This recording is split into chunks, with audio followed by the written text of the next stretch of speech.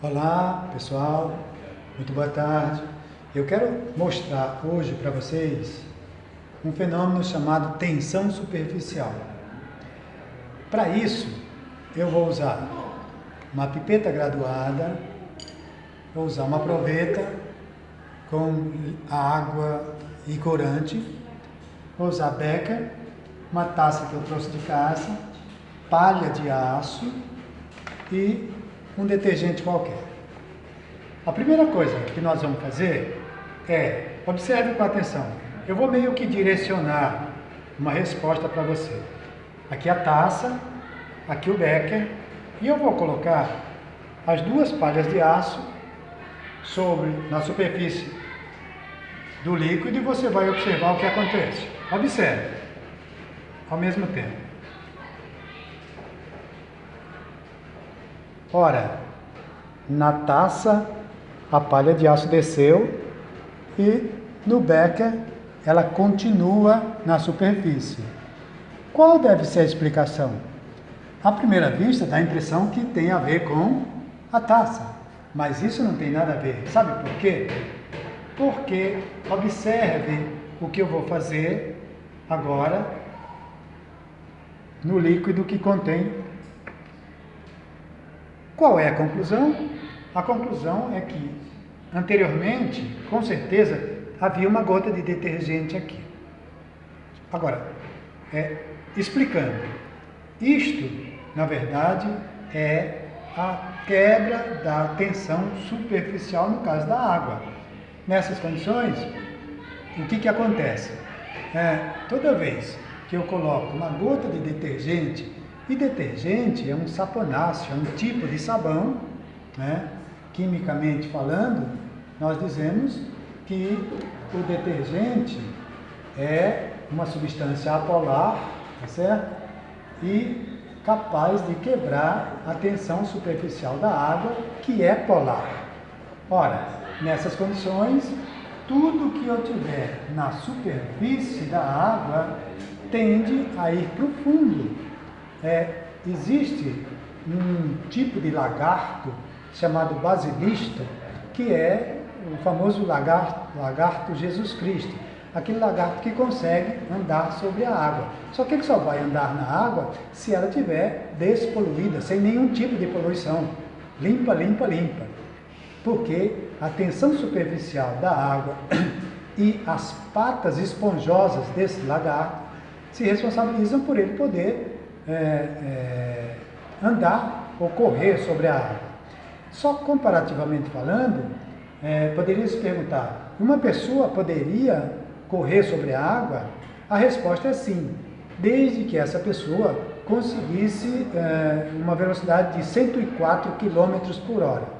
Se conseguisse essa velocidade, certamente a pessoa não afundaria. Entendeu? A partir desse experimento, eu quero mostrar para vocês também, na sequência, a seguinte situação. Isso aqui é talco, e eu vou, com bastante cuidado,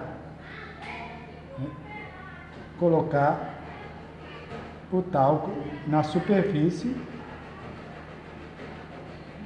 Observe.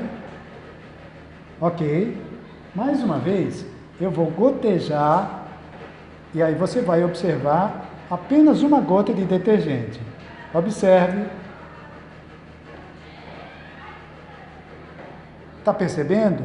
O talco está indo para o fundo do becker. Mais uma vez, eu rompi a tensão superficial da água e o talco foi para o fundo do becker.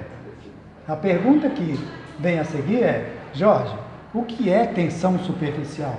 Tensão superficial, pessoal, é uma força que resiste, no caso, a qualquer coisa que esteja na superfície da água, uma vez que é como se fosse uma força de atrito, entendeu? Então, quando essa água sofre um estresse, alguma coisa que deve ser rompida, essa tensão superficial, o detergente é responsável por tudo isso. E nessas condições, por que também isso acontece? A gente sabe que a molécula de H2O, o oxigênio, ele atrai os elétrons com maior intensidade. Nessas condições, a gente tem uma carga parcial negativa, enquanto que os hidrogênios não atraem tanto esses elétrons, ficando com carga parcial positiva. Esse tipo de força é conhecido como força de coesão.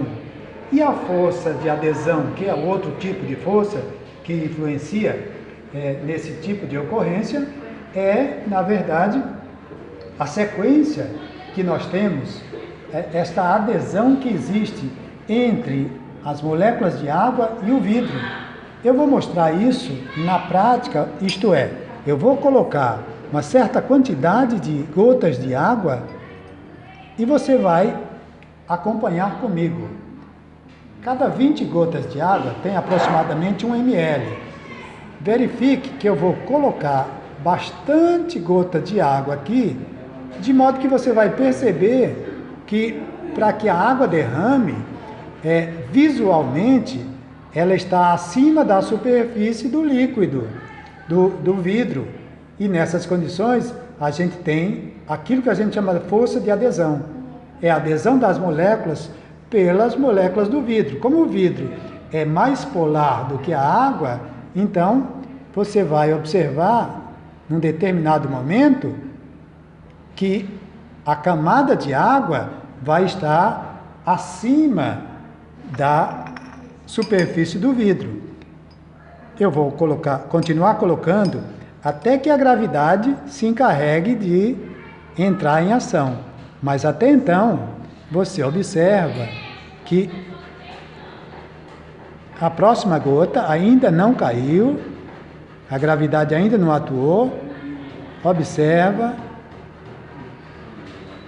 Cada 20 gotas de água aproximada dá 1 ml.